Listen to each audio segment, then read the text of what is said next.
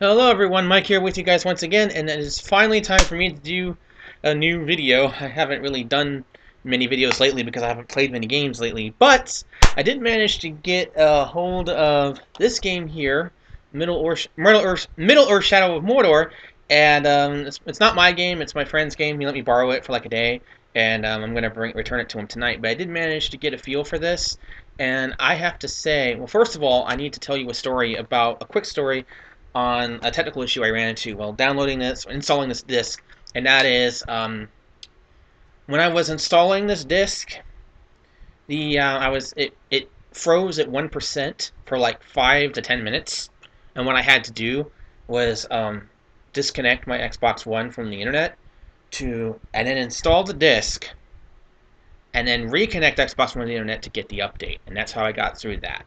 But in case you run into this issue, there you go.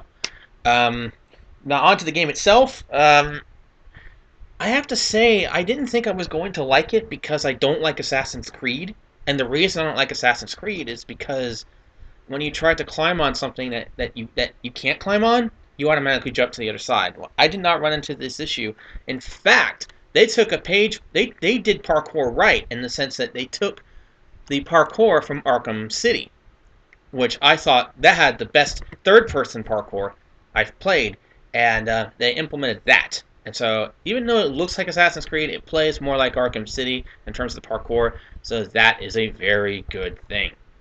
The thing that I was impressed by, personally, was when I was playing this, was, now I haven't played it all, I'm not going to have time to play it all, I gotta return it before I could even finish it, and I don't usually finish games anyway because they're too hard. One thing I wish this did have was, one thing I wish this game had was a difficulty setting, but it doesn't. Um, but I didn't feel like I needed it right away because I didn't feel like it was too difficult. Um, but anyways, the thing that impressed me about it, gameplay-wise, was the way it mixes stealth with action. It mixes it seamlessly. I can switch between stealth and action pretty well, and I like that. I like that I can switch between the two, and stealth is pretty satisfying in this.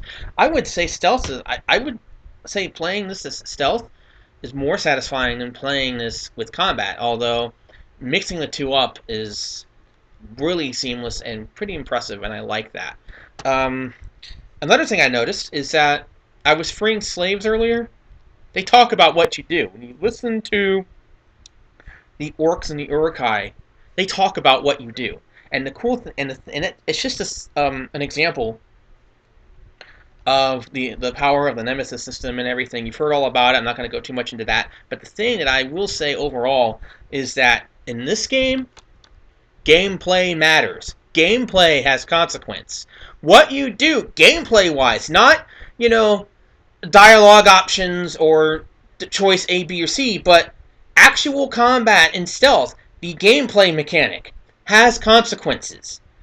Whether you die, and the thing is, if you die, your enemies get harder to fight, and if you win, if you kill an enemy, you get more powerful. So, yeah, this is a game where gameplay matters. Gameplay is not only at the center of it, gameplay has an effect.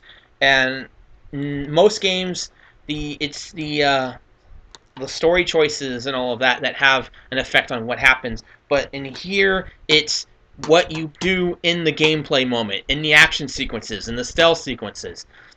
Gameplay has consequence, and that is pretty impressive. It's not all about, and that's the thing about about this new generation, about console generations in general, when they upgrade, is that the thing that blows my mind more than graphics is new gameplay elements. And on paper, the Nemesis system doesn't sound very interesting. I didn't quite understand it, but in practice, it's pretty impressive.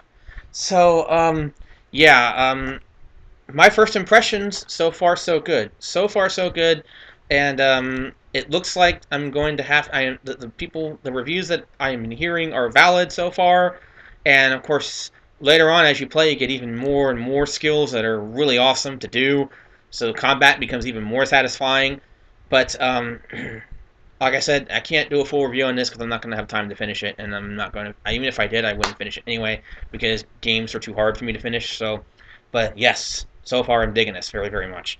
And the fact that we have a good Lord of the Rings game is fantastic. This has been a great year for licensed games. Surprisingly, we got South Park: Stick of Truth. We have this. We have Alien Isolation. Um, and as far as bad adaptations, there's Kim Kardashian Hollywood and Duck Dynasty. But we've got 3 good ones, so yay.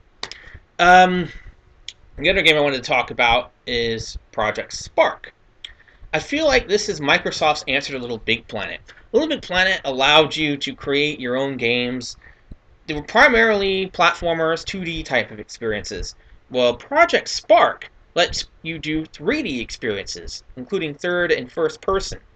And although I feel like the technology is still in its infancy, it's pretty impressive. I enjoyed. I played a recreation of Portal, and then I played like a space shooter, and I enjoyed it. I had a good time. I haven't made anything because I'm not smart enough to make anything, but I am looking forward to seeing what else gamers have in store for us who create content for Project Spark.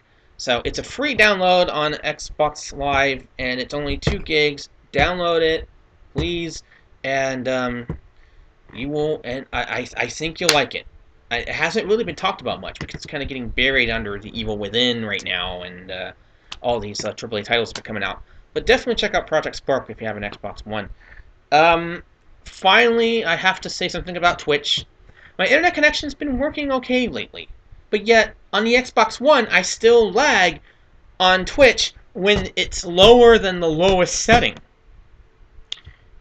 And also, when we did a Twitch live stream at my friend's house, and he has faster internet than me, it was still lagging there. So, what type of speed do you need to Twitch properly on Xbox? On the PS4, I can Twitch on the lowest setting as long as my internet's okay and be okay.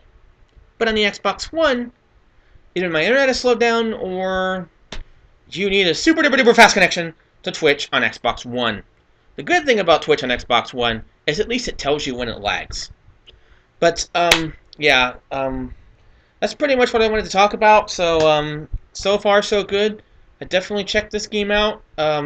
I hope to get some more time with it. I do want to get this game eventually. I definitely want to get this when I can. But right now, I'm really interested in getting the 2 horror games that are out, which is Alien Isolation and Evil Within, which is on my Amazon wishlist, and have the word birthday next to it, so I'm hoping to get those games soon. But yeah, so far so good, and the same goes for Project Spark. And yeah, so yeah, definitely am liking Shadow of Mordor so far. I'm not going to finish it, so there's not going to be a review, but impressions video gets a thumbs up as far as impressions are concerned, which is different from a full review. So yeah, thank you to my friend who let me borrow this. I like it so far. Thank you. And that's all I got to talk about right now. So hopefully I'll have more videos soon as more games keep coming out. So yeah, it's nice that the drought is over and we're finally getting a lot of games. That's all I got to say. So talk to you later. Bye.